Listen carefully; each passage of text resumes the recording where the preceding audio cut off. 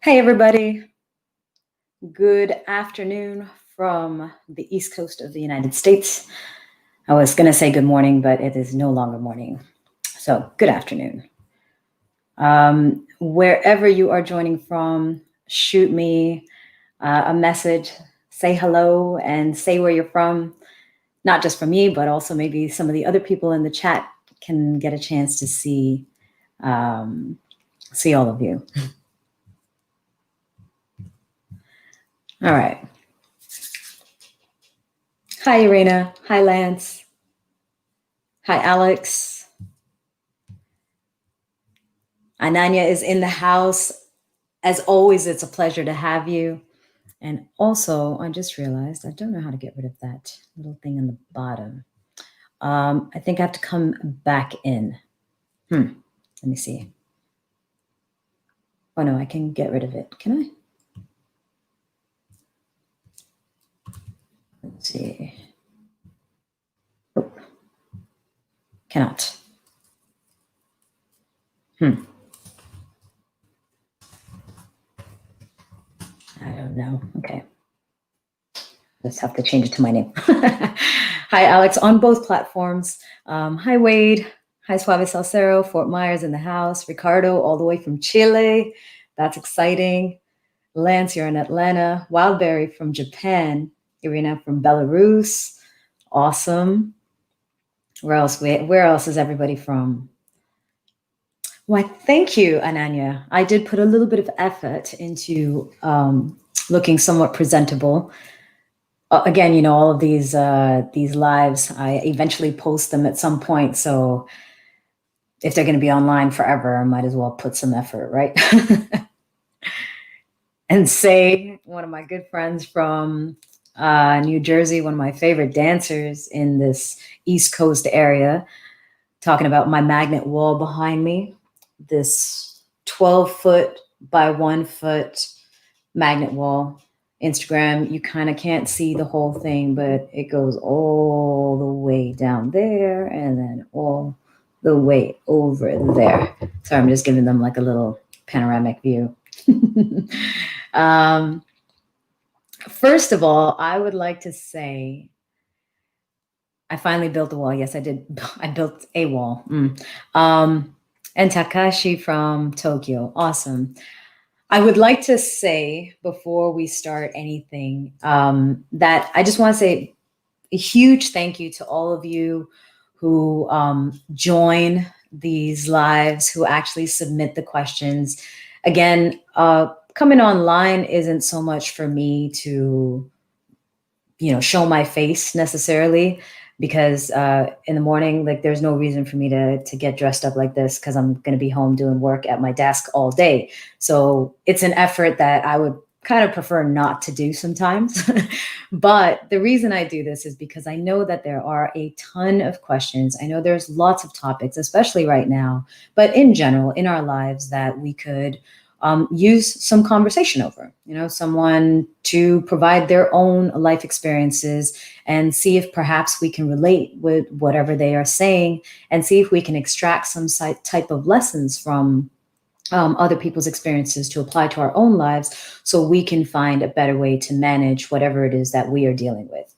And that's one of the reasons that I do these live Q&As, these live chats. And that's one of the reasons why I always ask for your questions, ideally in advance, because I know most of the time, by the time you get on the live, you're usually just like sitting there and saying, okay, let me listen to what she's going to say or what she's saying next. And you're not necessarily processing in a way that is like, okay, what do I want to ask?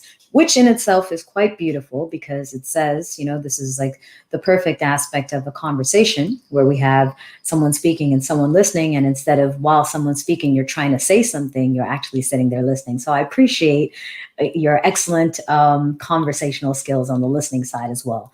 That's one of the reasons why I usually ask people to submit questions in advance so that you can just enjoy the chat and then maybe follow up with a question if you need or if you like, Alex said he's on 3 channels this time. Okay, so you're on YouTube, Facebook, and Instagram.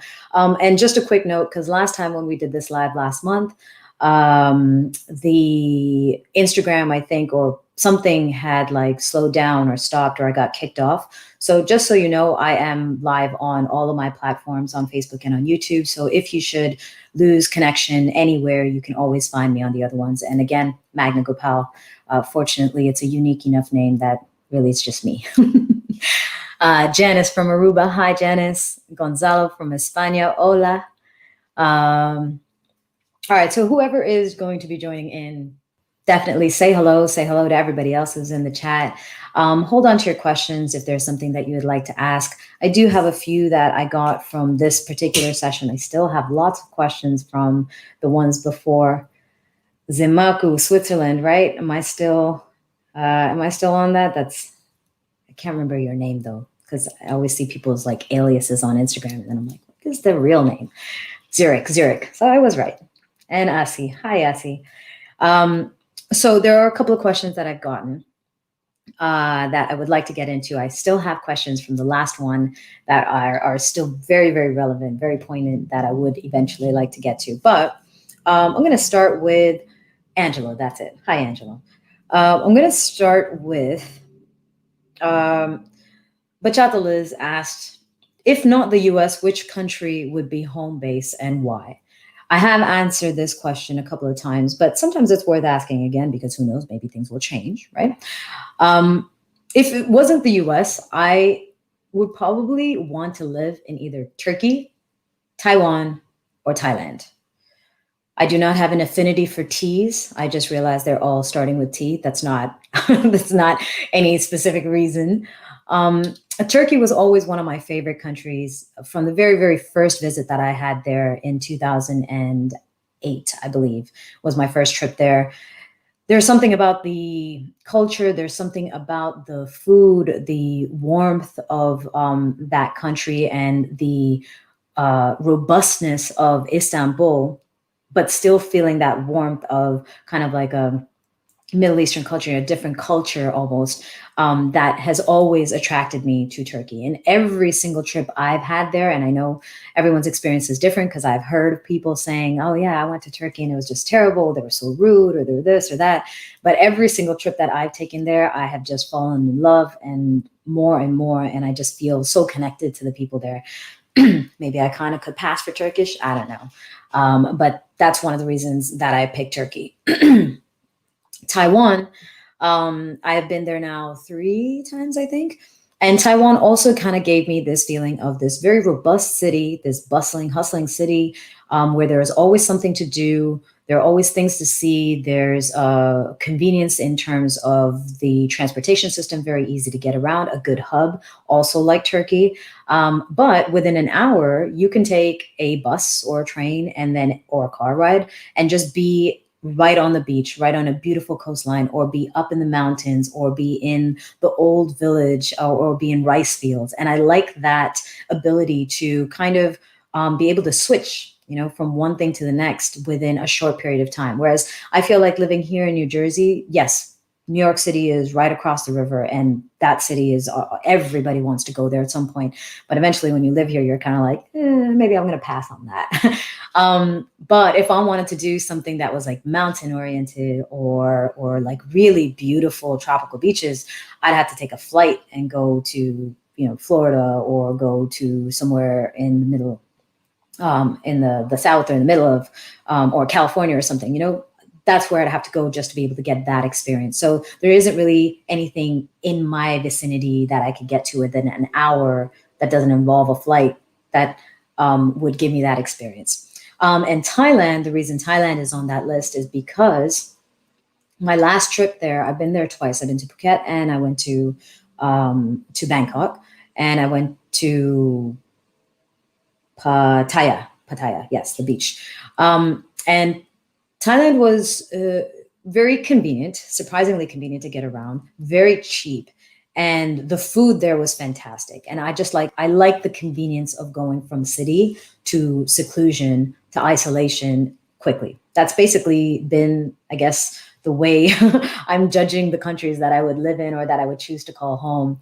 I'm judging them based on that, like how hustling and bustling is their city, Can I enjoy that because I have that like extra energy? I need something to do all the time. I want to be able to fulfill that need, and that's what the city provides. But then at the same time, I'd like to be able to get away, and have a little sanctuary to retire to here and there.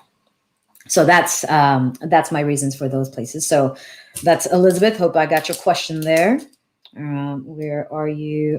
There. Okay.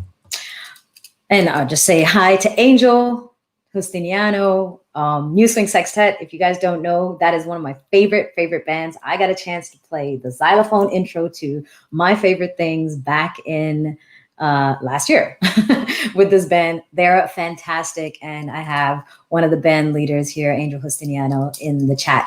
So hi, Angel. And hi, Alex. Hi, Leonisa. Hi, Camilo. Camilo's in the house. Michael, everybody, James. All right. Wait, you can't hear me? Can everyone else hear me? I think Ananya said she can't hear me, but not for you guys, but what's up? Facebook and YouTube, everyone. Okay, well, they're answering, so I'm guessing that they can hear me. Remember, folks, keep your questions handy. If there's something that you would like to ask me, I am here for that as well. All right, so another question that I got was from Camilo, since Camilo's in the house. How has your statement changed through the years? What you would say to others, what I would say to other people. I've had a lot of statements, so I kind of wish there was one that we could reference and be like, has this statement changed or not? I don't remember all the many things I've said, but one of the things that I would say has been drilled deeper would be the idea of always being curious.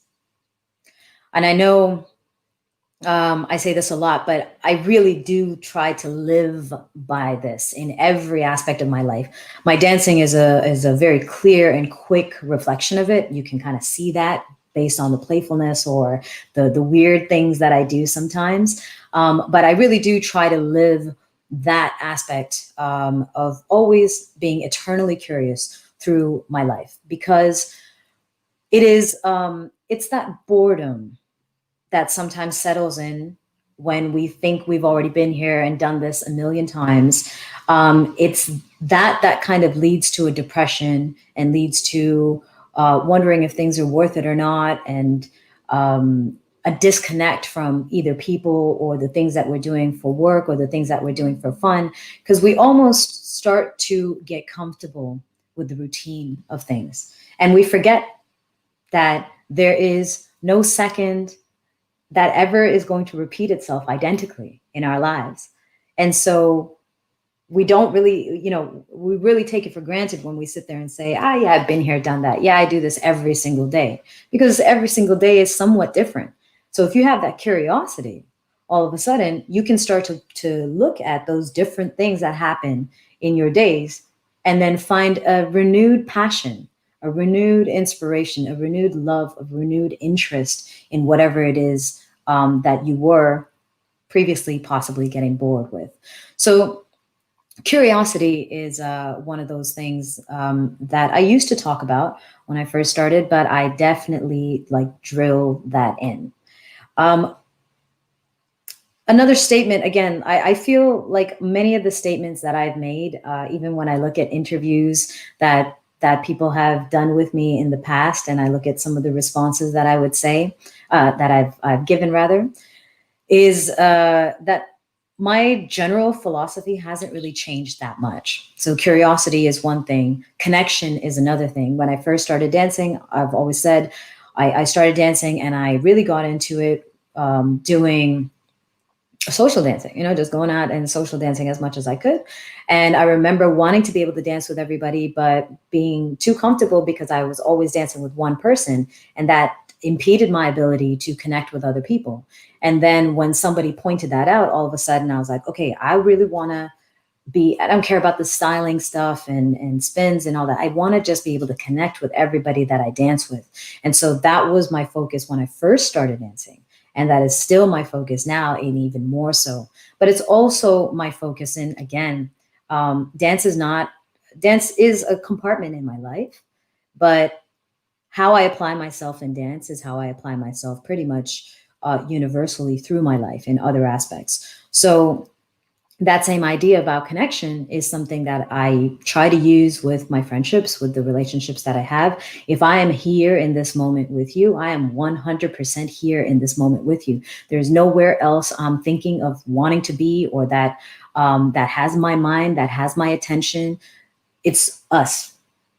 And that same respect that I bring to the dance floor to my partner is the same approach that I bring to every relationship and every moment that I have.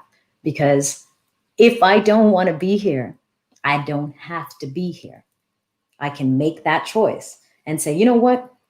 No, I'm not going to go and play sports, or no, I'm not going to go dancing, or no, I'm not going to stand in this corner and talk to this person. I can do whatever else that it is that I want to do. So if I'm going to say yes to this moment, to this person, to this dance, to this activity, then I am going to 100% commit, because nobody put a gun to my head and told me to do that. I said yes of my own volition, and I need to take responsibility for that. And so I'm a huge advocate of that aspect of connection, but really 100% committing once you say yes. And if you can't, say no. Going back to the talk that I gave on my TED Talk, the benefits of rejection. It's better, in my opinion, it's better to have a possibly painful 2-second honest yes than spend hours or years in the presence of a dishonest no. All right, going into some comments here in the chat. Oh man, I'm gonna get okay. Wade said, "Why is the xylophone your favorite?" Oh, also, hi Cheryl, we're good.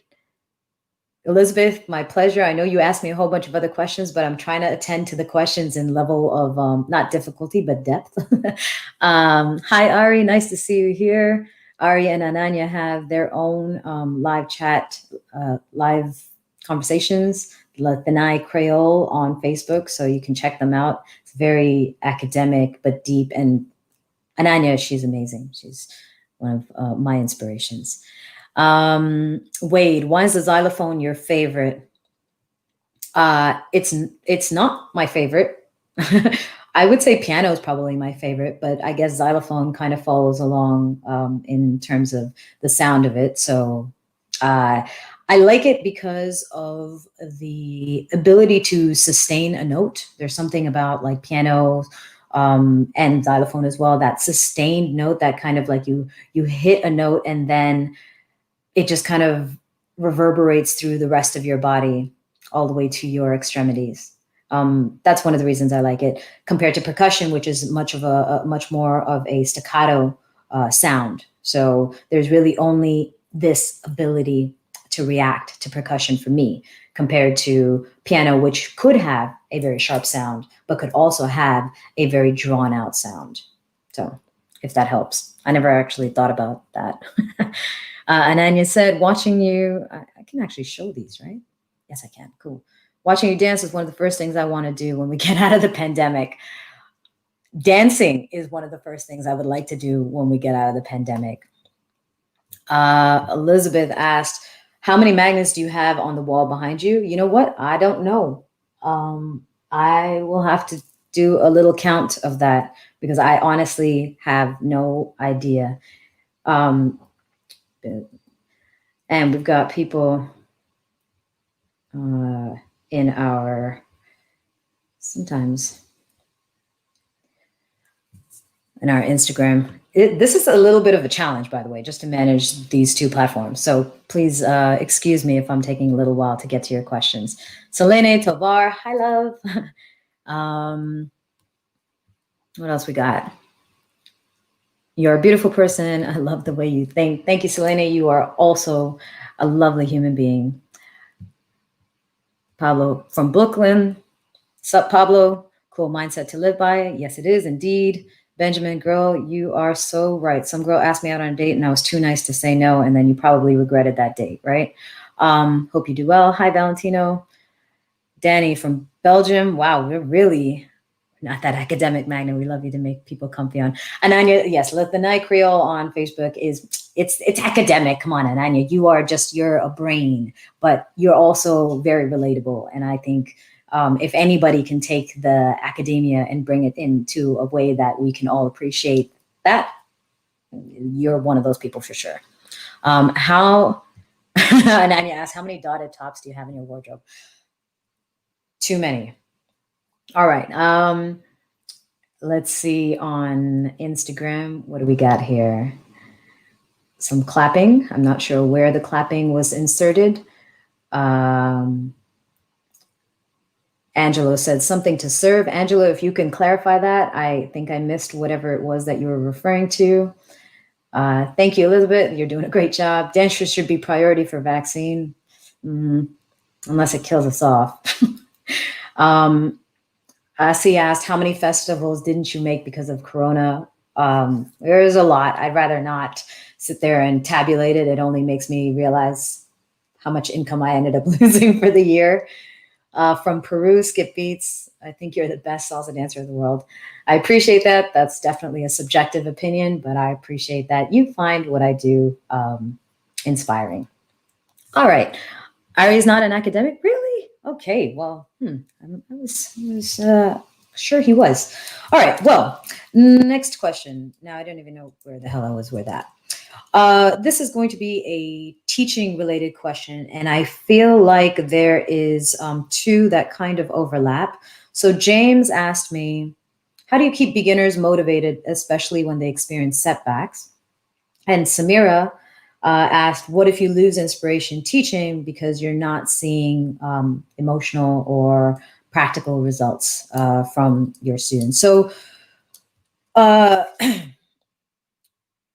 one of the things I always say when it comes to keeping other people inspired is, of course, finding your own inspiration and being very honest about what you feel, right? Like, for example, when I see beginners that are not motivated, I don't want to sit there and berate them and say, you know what, you should put more effort, or you should be doing this, because that's not going to help them. That's just beating them while they're already down, you know? My approach tends to be more of saying like, okay, this happened, but what else did you experience that night? You know, didn't you still feel this passion when you were watching these people dance? How about that one person that you danced with that you just told me you had an amazing dance with? Who cares about the 5 people that said no to you, for example, or that you didn't follow, but you did do something right? So focusing on the positive and drawing that out, but not just drawing out the positive in a very passive, let me retell the facts, you know, of the day or the itinerary of the night, not in that way, but really through a passion of your own. And I think sometimes this is one of those things that we don't do enough. And I'm not sure why it is. I don't know if it's because when we get into teacher mode that we end up being a little bit more, you know, strict and rigid and less emotional, perhaps. You know, we want to look like we are composed and we're not excited. You know, we want to be like, this is my craft and I'm going to go through these steps in this curriculum in this way with this structure, and that's how things are going to be, right? And I think this is an important part of teaching and just encouraging other people, motivating other people. And this is one of the reasons why I was talking about my friend Ananya, because your enthusiasm is often the reason why anyone wants to be around you. Your skill is important, for sure. What you have to teach and what you have to offer is important. But it's really your enthusiasm that draws people. It's an energy thing, right? Like even the greatest message, the greatest lesson coming from someone who's like, all right, you need to be curious in life. And that is the most important thing, because then you can appreciate every moment that happened. Like, you don't want to listen to that person, right? You don't feel their energy. You don't even believe that they believe whatever it is that they're saying, right? So sometimes as we get more involved in our professions, especially as teachers, especially as bosses, employers, CEOs, whatever your position is, the higher you get in your position, the more authority you have in that position. Sometimes the more we feel like because of that position, we need to carry ourselves a certain way. And yes, to a degree, that is true. But we also feel like the way we have to carry ourselves does not involve any type of emotion, any type of emotional expression. We think that the way we carry ourselves should be devoid of that because emotion is a weakness, right? It shows when you're excited about something, it shows someone that you have a weakness for that. You know, that if they targeted that, took that away from you, you would feel the pain, that loss, right? So you don't want to show people what you're excited about. You don't want to get happy about things. You just want to stick to the facts. You want to stick to the structure and the rules and whatever lesson that is there to be told.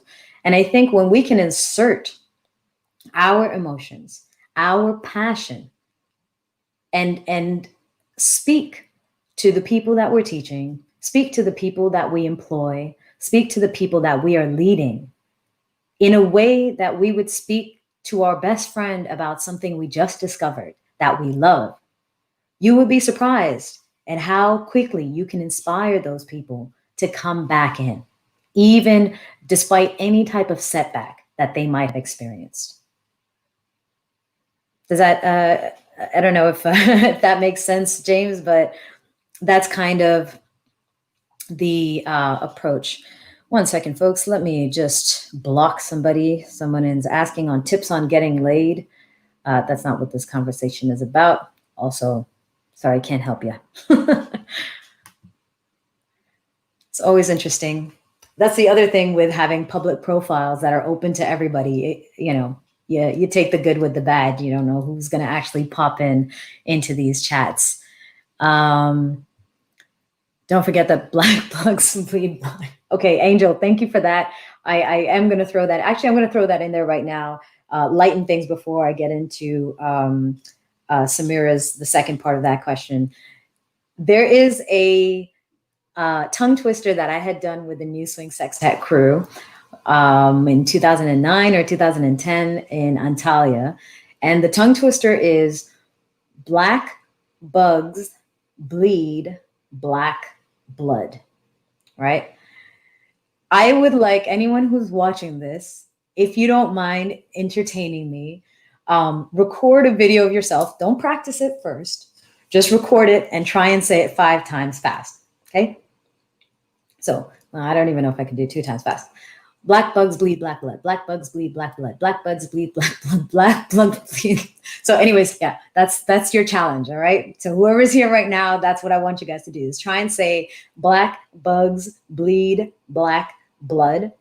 Record it, throw it into a story or throw it into Facebook or wherever and tag me or even send it in a private message, okay? Because it was really entertaining to see them try and do it. Hilarious. DJ Paco, hi. John, 10 years ago, you're my first social dance in a festival, and I didn't know that you're an artist now. I realize you're my inspiration. I love your vlog.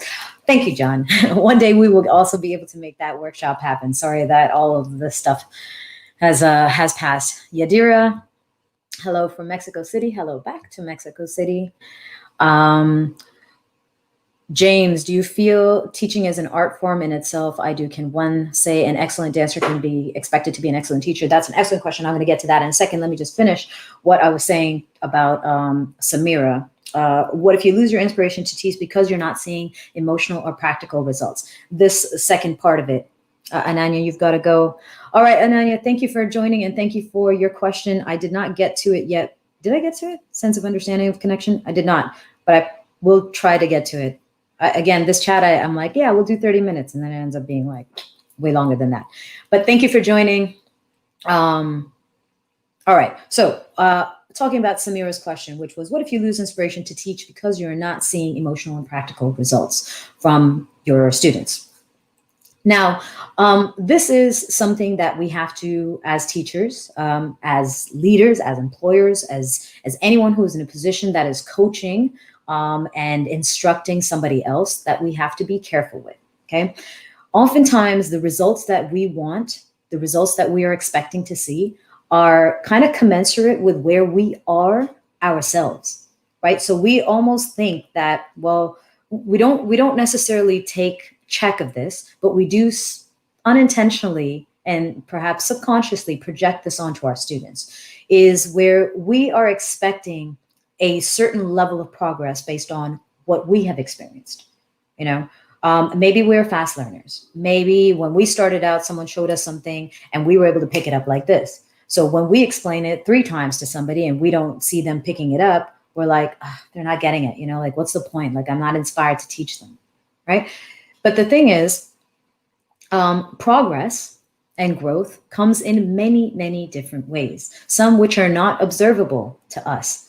Again, our eyes see what we want to see, right? If there's something that we're looking for, that this is how I know that this person is enjoying themselves, is with a smile on their face, then when we don't see a smile, we say they're not enjoying themselves. But that's not necessarily true, right? And we know that because there are plenty of times that we're like, we could just be sitting here and listening to a song and having a cup of tea with 0 smiles on our face. And we're just like, "Ah, I'm so good right now. I'm so happy right now." Right. So we have to be careful as people who are leading other people to not project that, to not expect that progress and growth or happiness or lessons being learned are going to be reflected to us in the same way that we might reflect it to other people.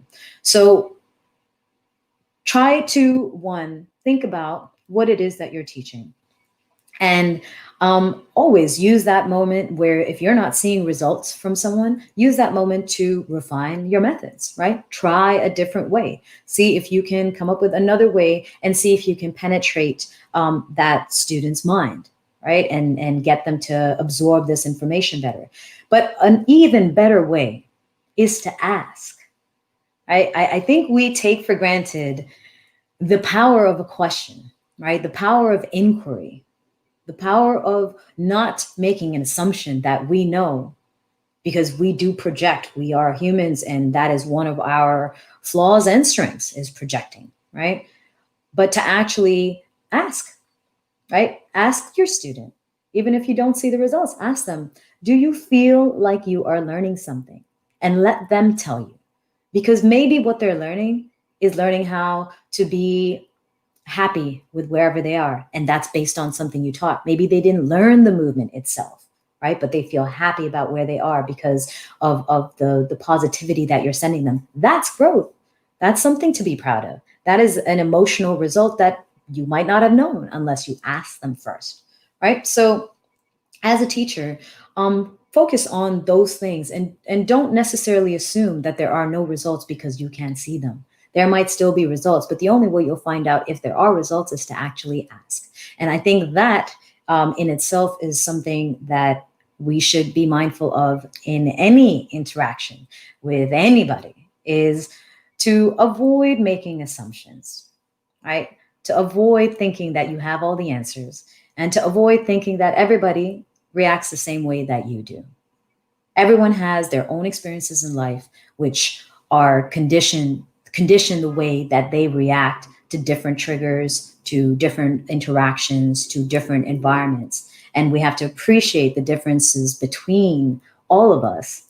And if we really want to know, the best thing is to ask. You know, if it means something to you, to know whether someone's growing, whether someone is happy, ask them. Samira, I don't know if you're live here. I don't know where you're logged in, but I hope that helped in answering that question.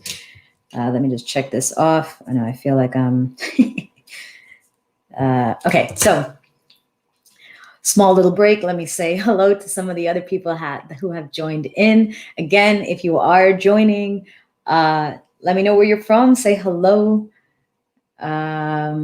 Okay, let me check Instagram this time first. Leadership principles. Angela, thank you. Inspire a shared vision, model the way, challenge the process, enable others to act. And Angelo is a very good example because he and I have had some very, very good chats about how to interact with people, how to give a second chance, how to ask for a second chance. Courage the heart.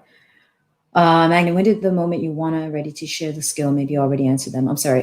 So I'm going to come to Facebook and YouTube in a second. I'm just going to answer a question from Irina over here. When did the moment that you want, when did the moment that you wanna, and when was the moment that you wanted to and felt ready to teach and share your skill? When was that moment? When did that come to you? So when I first started dancing, it wasn't immediately, obviously. I got very good at things like following. I got really good at spins because I wanted to spin. And so people would always give them to me. And then everyone's like, oh my God, you're so good at spins. Like, can you teach me?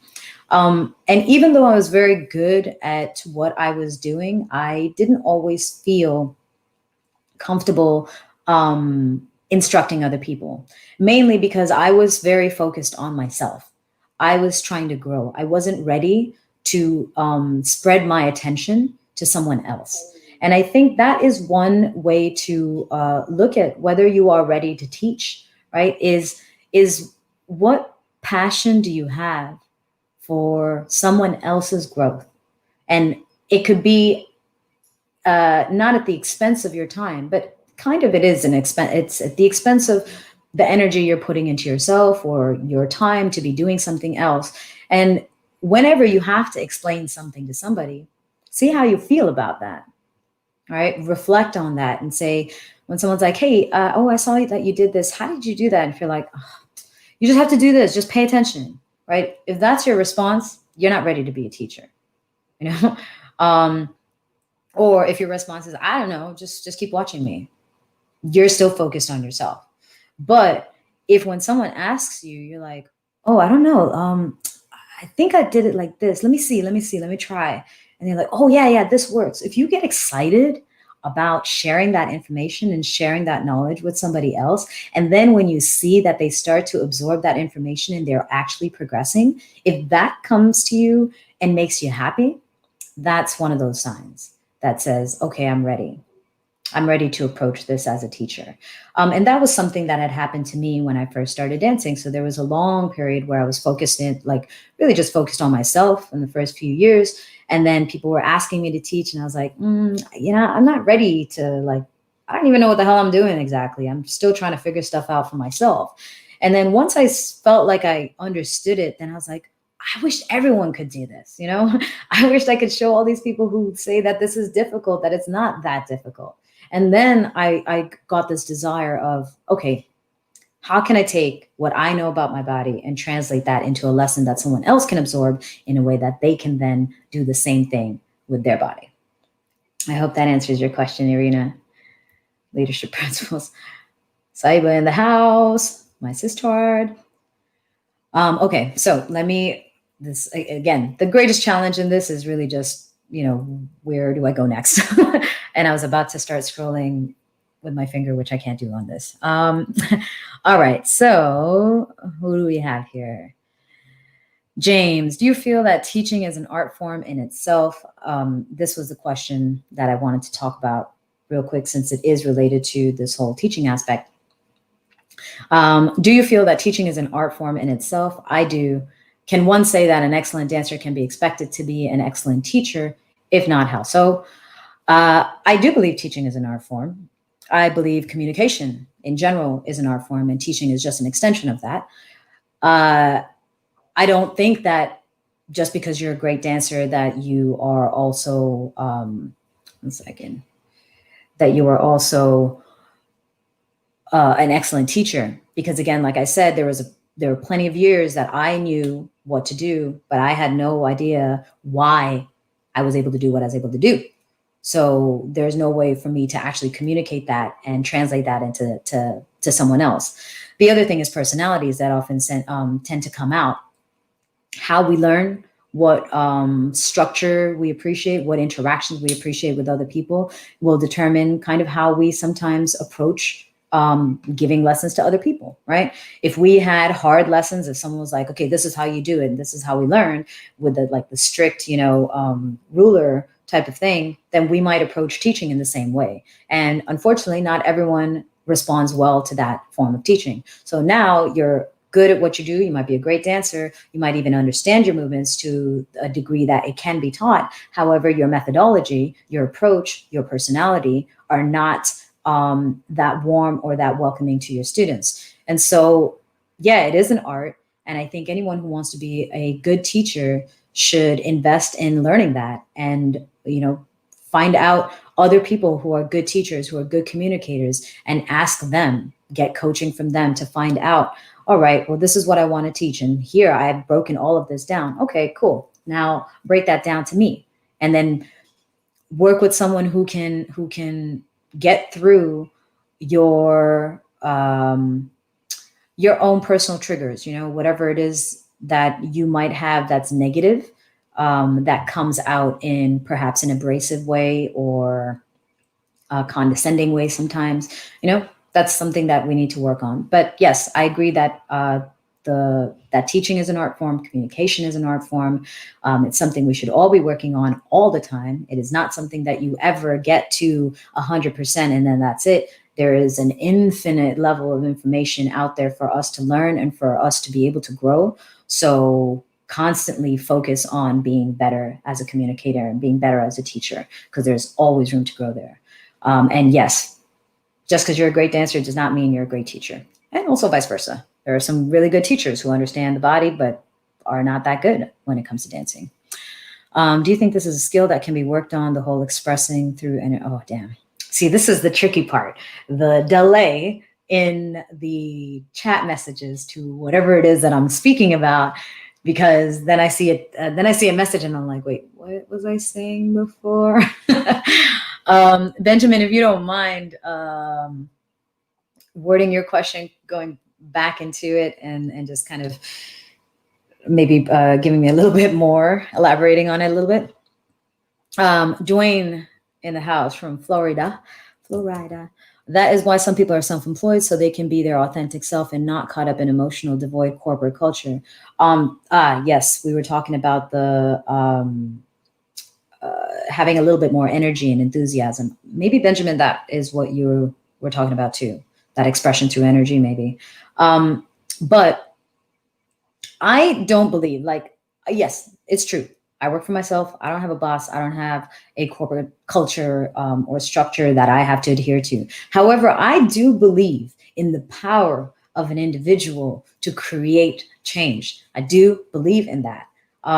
I have worked in corporate before. And if you come in super abrasive, yeah.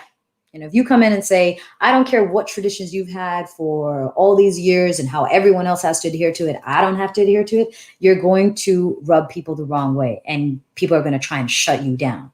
So when it comes to introducing something new, and this also goes to dance, all right? Like, I can probably come up with an example in dance for almost everything in life, whether it's leadership training, relationship coaching, intimate relationships, anything. There's always something in dance, and this is the beauty of this dance. That's why I love it, and it's why I'm like, even my coaching stuff is all often drawing from those lessons. So even if you're not a dancer, you can still understand that stuff.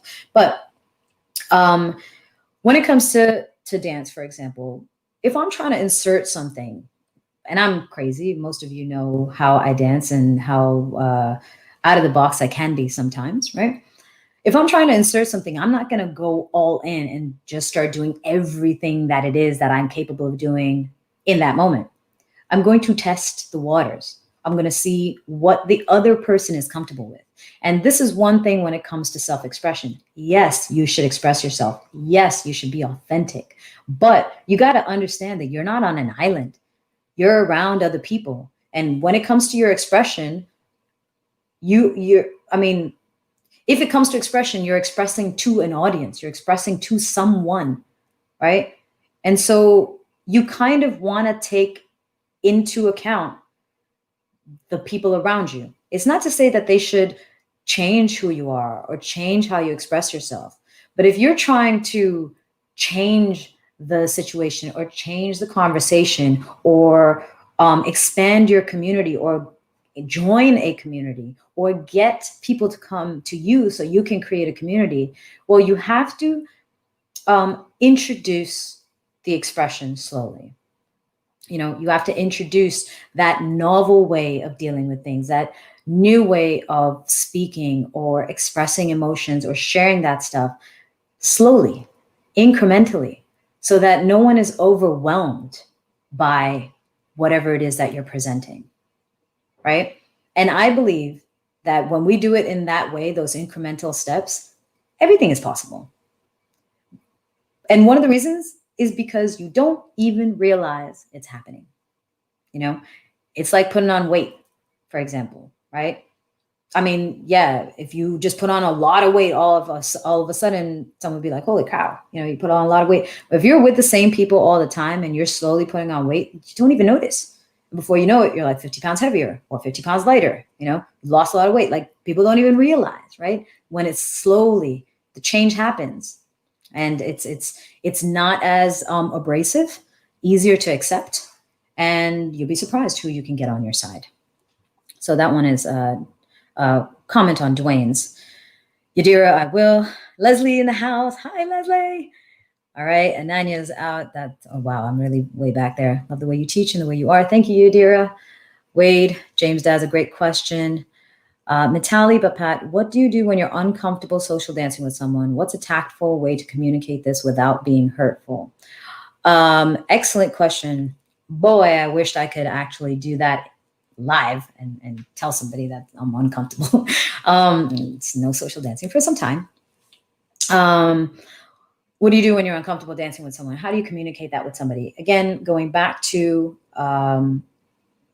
these things, I don't know how people keep these in their ears. I just got this, and this is just constantly wanting to fall out. And looking at myself in this screen, I feel like I got bugs. I got little beetles in my ear. I was going to put both of them on, but then it really looked funny. So I was like, let me just use one. If you're uncomfortable in a situation, there are a couple of things to think about. One is, how uncomfortable are you? Are you at a risk of harm, or really like an invasion of your private space? In those cases, you need to be very firm and stop it ASAP. Don't give someone an opportunity to continue to do something that could possibly like break your arm, right? Or worse. But if you're trying to continue, let's say a dance, if you're trying to continue the dance, the best way is to not necessarily point a finger. When I'm dancing with somebody who is rough, for example, I don't sit there and say, hey, listen, you're being really rough, because that only puts them on the defensive. And then most likely they'll sit there and say, actually, no, you know what? You're not being this or you're not being that. And they might, through whatever emotional response they're having that they're not acknowledging, perhaps anger or resentment at your comment, might end up being rougher, right? And that obviously defeats the purpose. The whole purpose of communicating that was to get them to not be as rough, right? So one of the things that I like to do is I like to turn the focus inwards. I like to say, I am feeling X, Y, and Z, I'm feeling like really claustrophobic. Like I can't feel like I can't move if someone's like super close and super tight. They're, oh, I'm sorry. And then they usually open up. If something hurts, I'm like, oh, you know what? I was playing sports the other day and my shoulder, I really pulled my shoulder. It's so bad. And then most of the time, the person I'm dancing with is like, oh my God, I'm so sorry. I didn't realize, right? This is obviously pertaining to dance, but that approach allows someone to save face, even if it is their fault, even if they are being rough, even if they are being aggressive or too close or whatever it is, right? And they're off time doing things that are not comfortable in the dance. Even if it is their fault, it allows them to save face. And again, the end goal has to be clear to you. So do you want to continue a relationship with this person? Do you want to continue that dance with this person? Do you want to maintain a friendship? Do you want to be able to communicate friendly, amicably with this person in the future? If you don't, then you can say, hey, buddy, you suck. You're a terrible dancer. Here's a middle finger. Get the hell out of my face, right? You could say that, and you will ruin every possibility for anything to ever be rekindled in any way, right? But if you're not trying to do that, if you're not trying to damage the relationship permanently, then you have to find ways that allow someone to save face sometimes. And it's not lying, right? You're not sitting there and saying, oh, you're so amazing. You're not saying anything like that. You're just saying the result of what they're doing is hurting you. You might be like, oh yeah, my shoulder hurts. I didn't say you did it, but my shoulder hurts. So if you're a good person and if you're considerate and you care about this moment and you want to also continue the relationship, you'd be like, oh, your shoulder hurts. Well, let me stop doing the things that could possibly hurt it more. Hope that helps, Matali. Pablo, hi, Magna. I've never had the privilege to dance with you, but I'm your number one fan. God bless you. Oh, thanks. Thank you, my friend. James, thanks, Wade. James said thanks, Wade. Michael Whitmer, how long do you plan to continue teaching dance? Do you think there will be a point when you burn out, or have you had to get past a point of burnout before? Wow, it's so funny that you bring that up, because another friend of mine, Justin, in Instagram had talked about burnout, and I didn't know what the question was before, but somebody had asked this in another interview. So how long do you plan to continue teaching dance?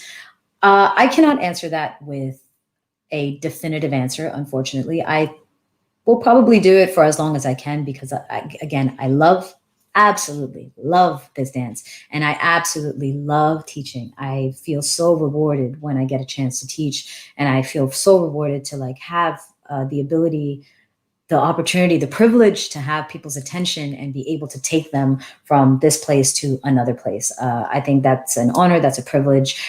If I can do that until I die, I am going to try.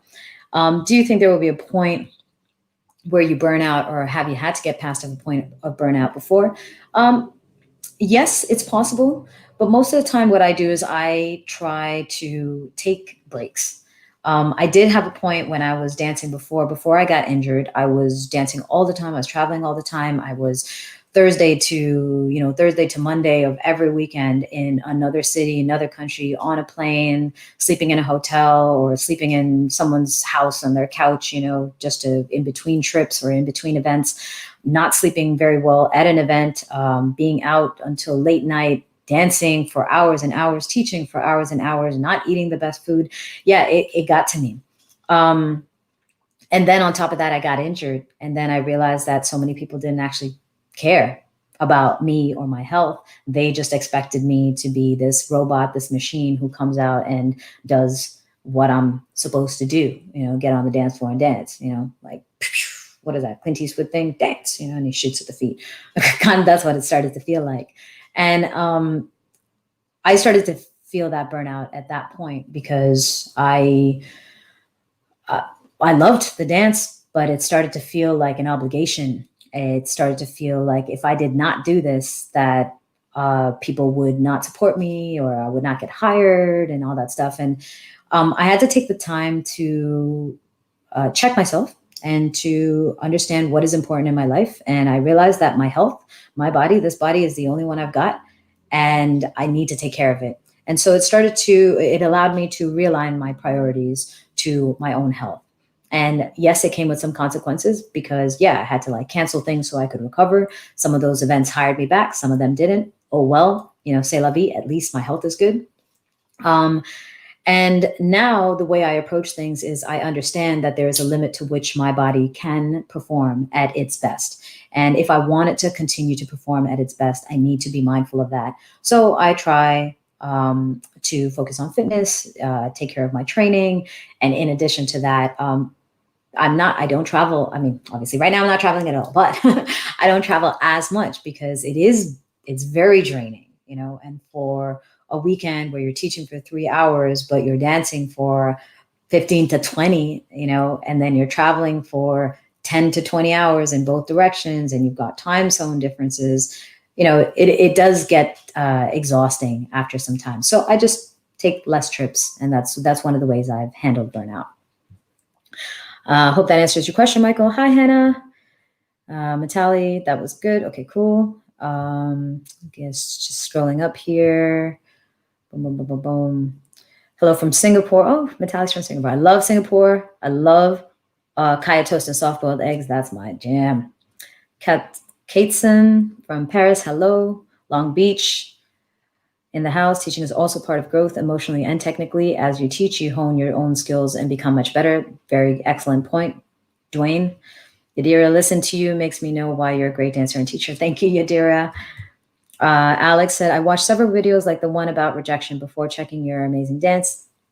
I liked Magna first and the dancer later. Yes, dancing is one side of you, as you say. I'm glad, because my dance is a reflection of who I am, at least I hope.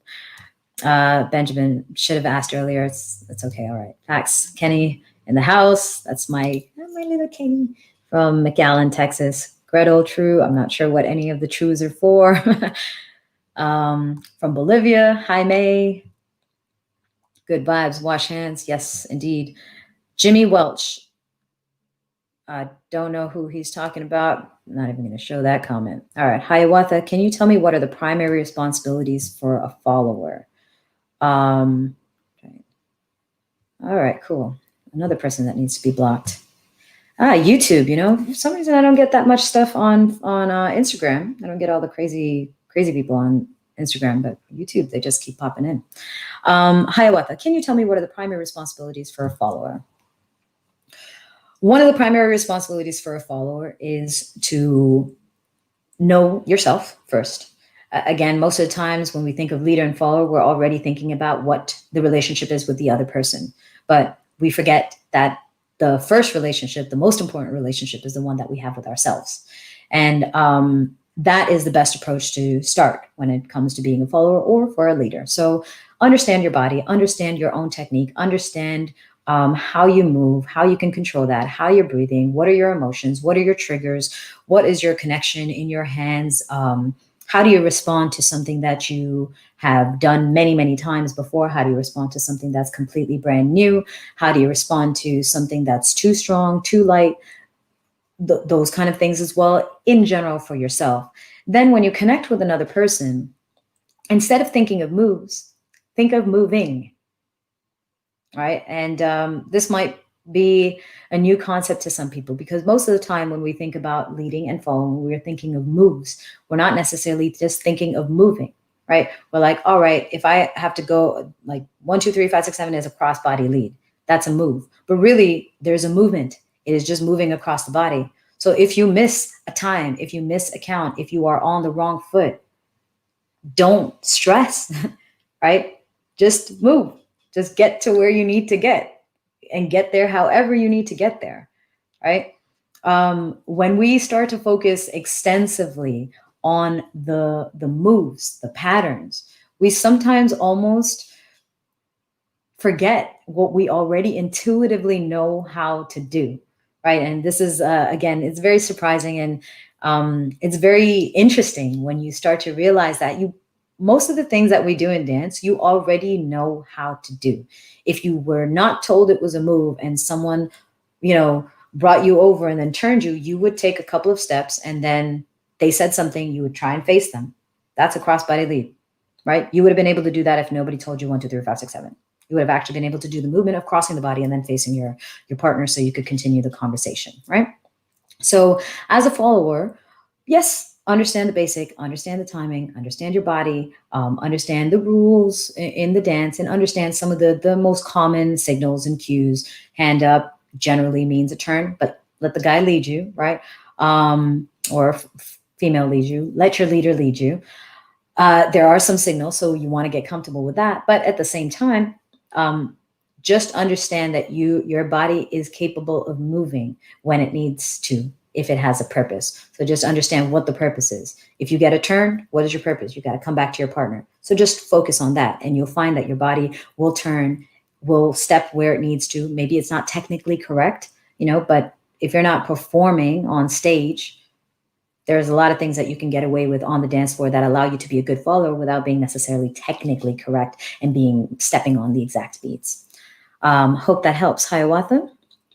Let me go back to Instagram. Again, Instagram, we might get cut off because we're approaching an hour. So I said 30 minutes. That's what I said initially, but here we are an hour later. Saita said, how do you act or react when a person fills in your thought without asking what you mean or saying what you mean while they interpret things wrong? How this question is, hope this question is clear. It's a good question. So how do you react or act or react when someone projects or someone fills in your thoughts without clarifying what exactly it is that you're thinking, what you wanted to say. One of the best ways is just to say it as is and say, hey, that's not what I meant. That's not what I was trying to say. And see if they give you a space to speak so you can clarify yourself. So you can say, this is actually what I meant to say.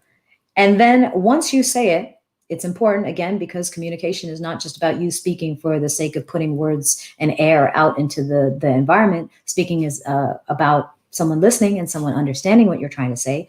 Sometimes it helps to clarify whether they've understood. So the second part of that, after you have said, that's not what I meant to say, this is what I meant to say, do you understand what I'm saying? Right? And see how they respond to that. If they are still stuck on whatever it is, then ask, why do you think that what I'm saying means this? And understand, again, it's don't butt heads with a ram. There's no point. You're not going to get anywhere.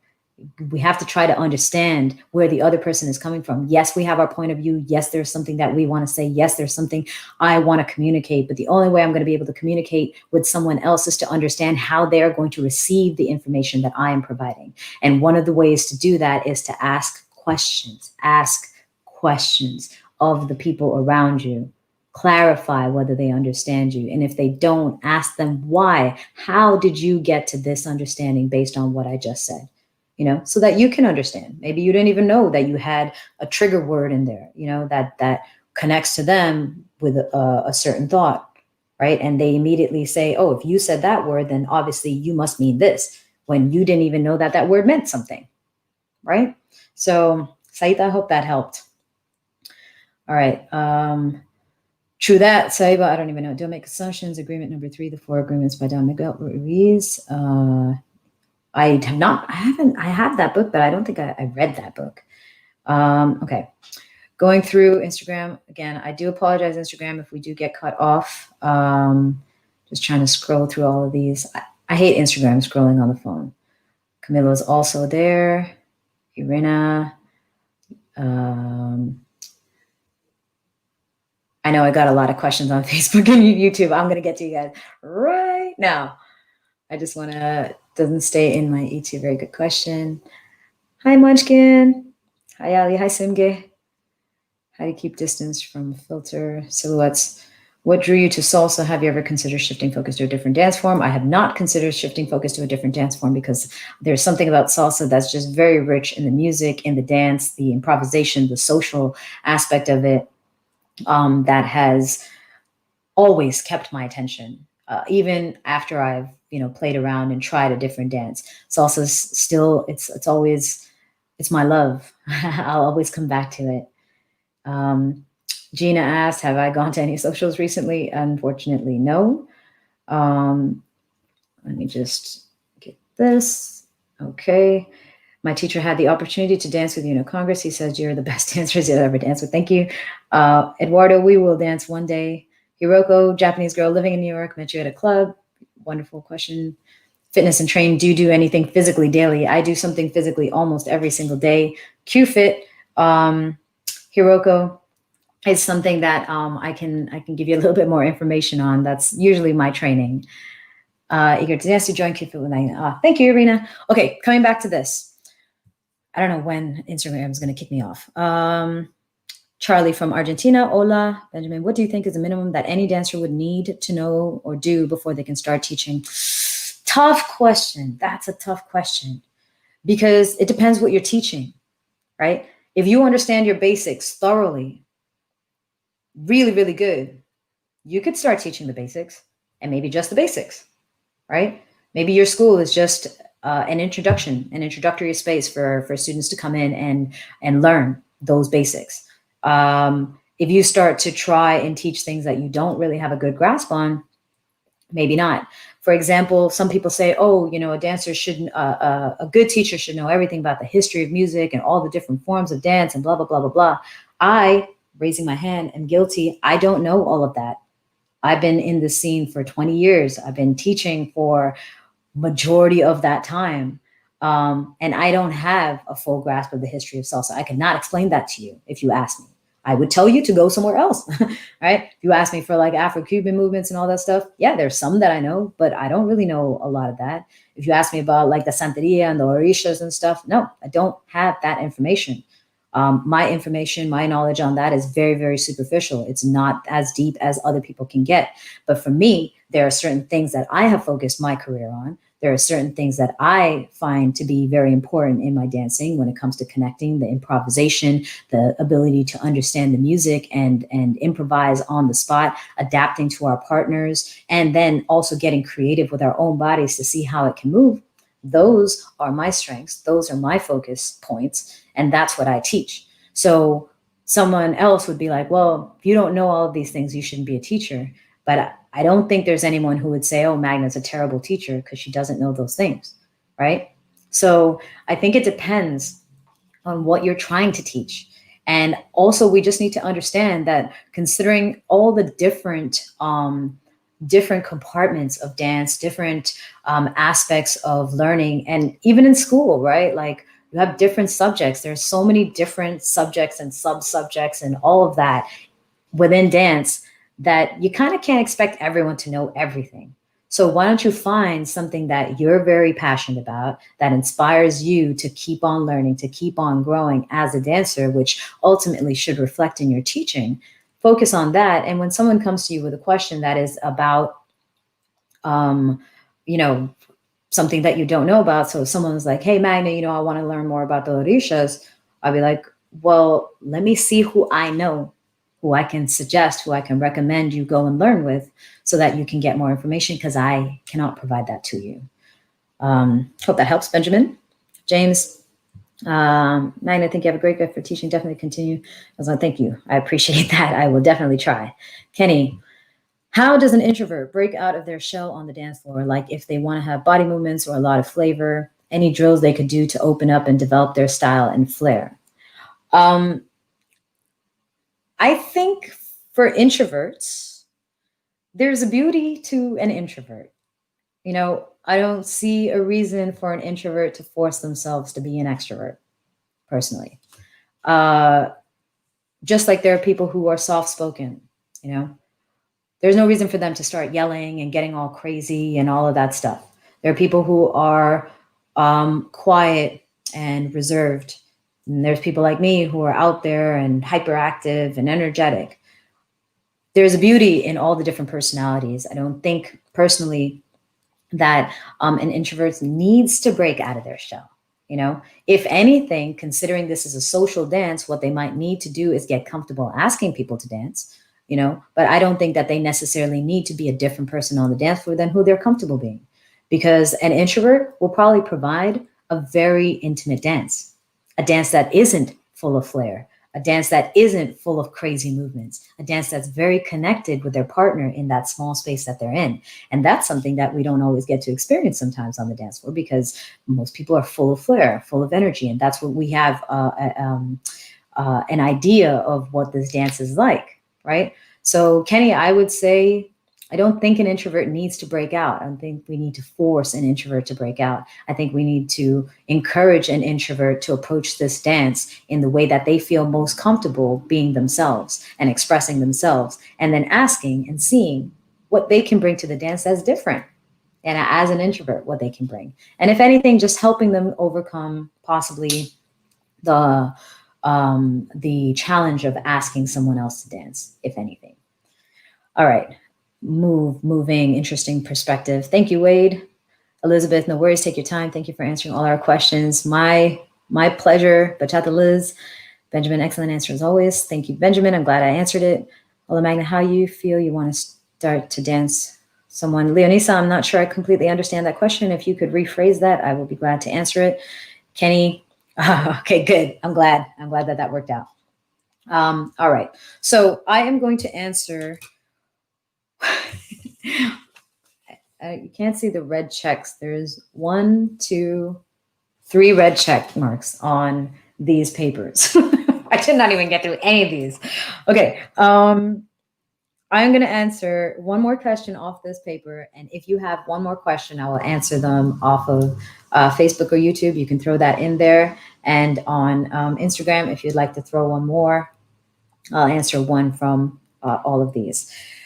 Let's see. So many good questions here. Have you ever thought? Okay. Oof, so many good questions and so many deep ones too. I like this one. This one is from Wade. And he asked, what's your vision of friendship? Well, moving a little bit away from dance. Why are there subtitles? Leon. Of course, my co-host of Naked and Counting. In case you haven't heard of Naked and Counting, there's a podcast that I do with my co-host who is very funny, whose microphone doesn't make him sound as good as my microphone, I think. Leon Rose. You can find that on pretty much any platform that offers podcasts. Take a look at that, Naked and Counting. All right, so the question is, what is your vision of friendship? What qualities do you appreciate? How do you maintain them for decades? Friendship to me has taken on a very different meaning since I started traveling.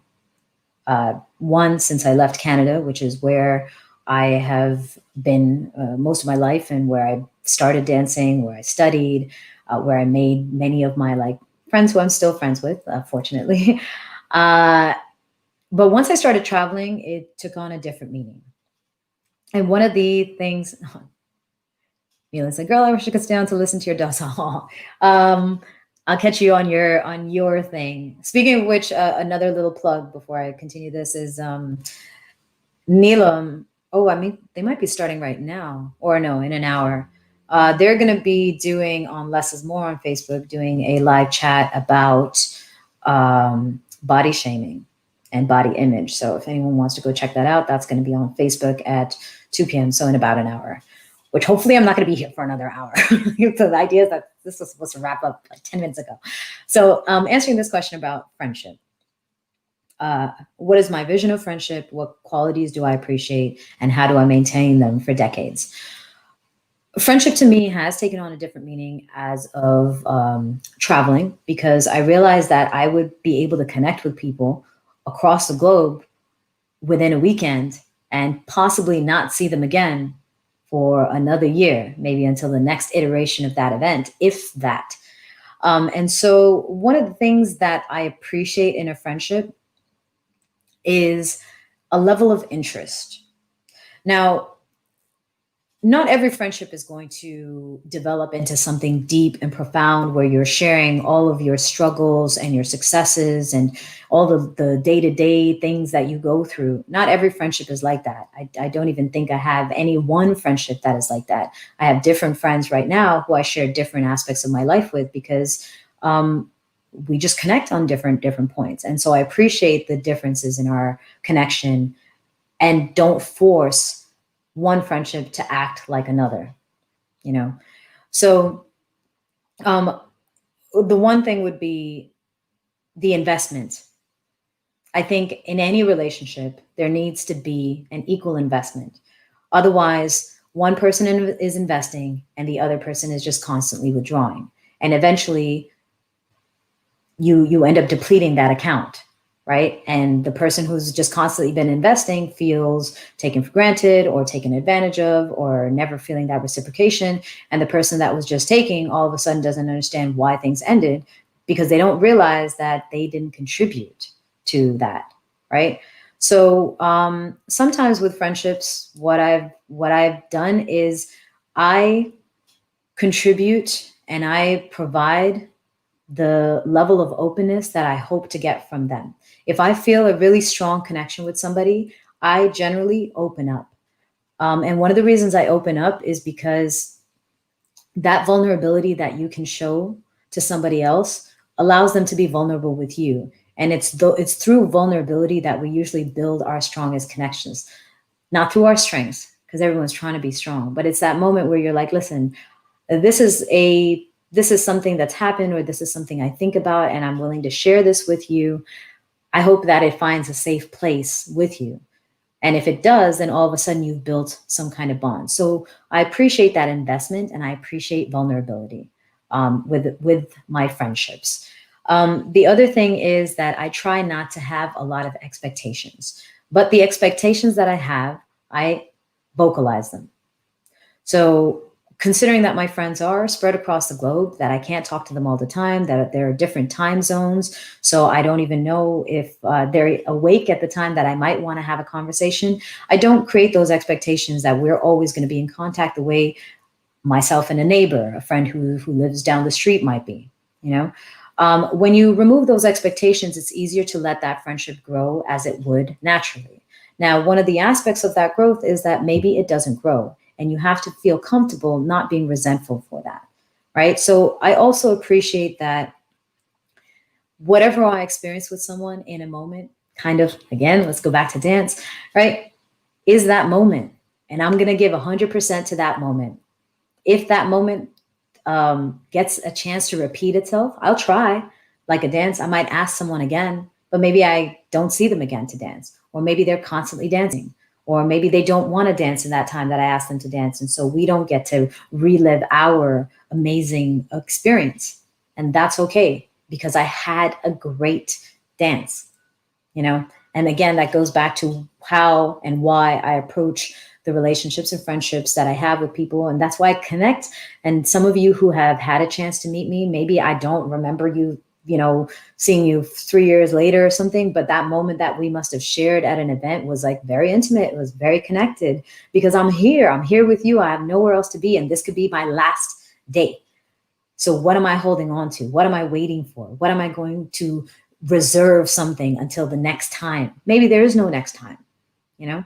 So that's one of the reasons why I give as I give in the moment, with pretty much anyone who I'm engaging with. Again, my conscious choice, no gun to my head to be here. I'm choosing to be here. It's my volition. And if I'm going to be here, I'm going to commit 100%. And so that way I can get a lot out of that friendship. However, again, like I said, I try not to expect that things are going to be a certain way or the same way that they were on that weekend, that we're all free, that no one else is working, that we're just dancing. It's going to be like that through the week when a lot of people return to work. I can't expect that. That's not fair, right? But I have friends with whom I've had to have conversations with, who I try to spend time with. Maybe I'm like, hey, let's hang out. And they're like, yeah, let's hang out. But I can see you before I go to the gym and after work. And then I have this thing and I have that thing. And I'm like, okay, sounds like you're squeezing me into your schedule. I would like you to make time for us, So I express that, and I express it in a way that respects the friendship, and that always, again, outlines the underlying goal, which is I would like to continue this relationship. I would like to continue this friendship. I don't want to lose it. And this is why I'm expressing this. I'm letting you know that there's something that I need to feel valued and appreciated in this friendship. And I'm giving you an opportunity to give that to me. It doesn't mean you're a bad person if you can't give it to me, but it might mean the end of this friendship as it is, or the depth of this friendship as it is. So that's another aspect of friendship that's really important to me, is that open communication and really being clear, and I think that applies to any type of relationship, whether it's a personal friendship, intimate relationship, or even a professional relationship, right? Is communicating what it is that you're feeling that might make you feel undervalued or underappreciated, and how can you get the person that you're interacting with to understand that. And again, the fact that they don't think it's important does not make them a bad person. It just might make them incompatible with you for your goals. Going back to the story on rejection, or going back to the dance and the rejection, just because you want to dance does not mean that that person wants to dance with you. And that doesn't make them any less of a human or a rude person or anything. It's just they don't want what you want right now. And that's okay, because we've all been on the flip side of that coin. And we don't appreciate when someone's like, oh, well, you don't want to do this. Well, then you're just a shitty person. No, you're not. You just don't want to do that.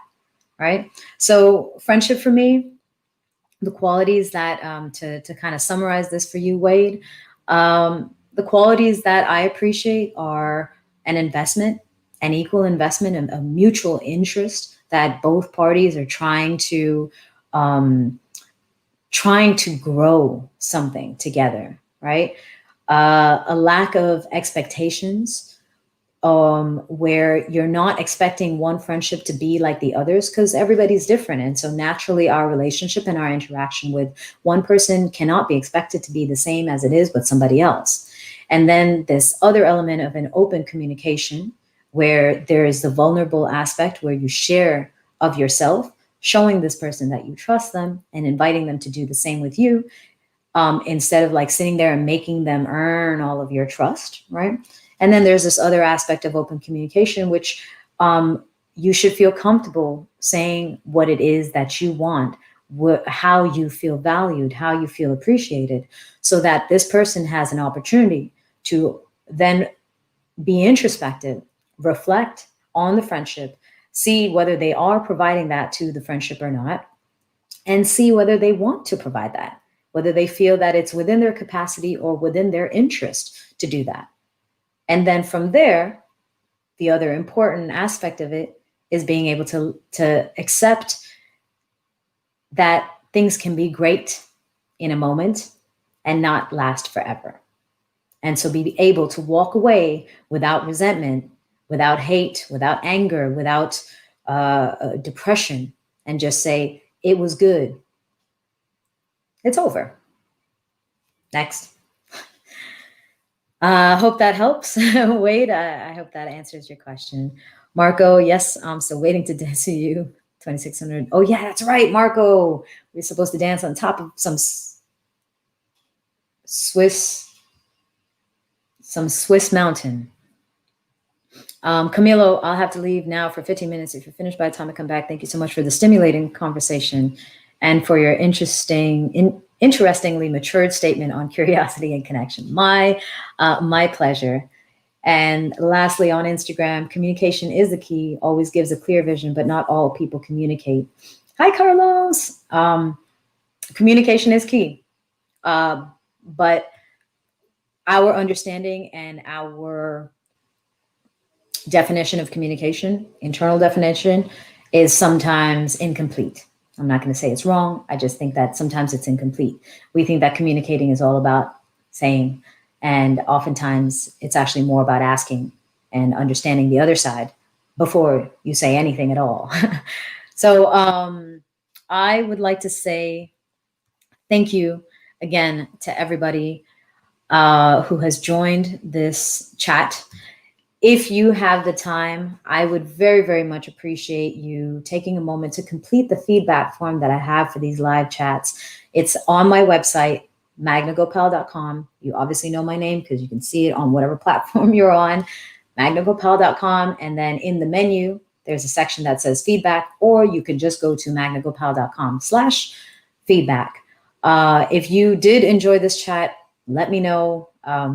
And if there is some topic that you specifically took some lesson out of that you can apply to your life, that would be great. Let me know. If there's something that you want me to address in the future, let me know. This is a great way for you to put that message out there in a way that I can actually go and find it later.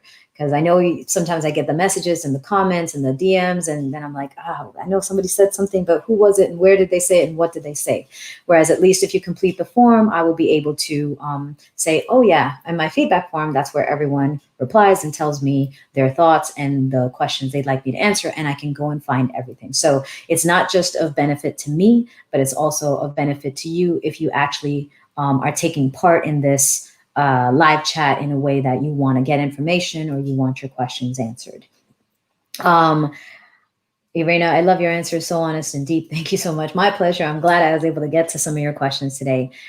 Second thing is, if you would like to show your support, there are many ways to do that. I'm not asking for a financial donation or anything like that. That's another thing. I'd rather provide a different service for that.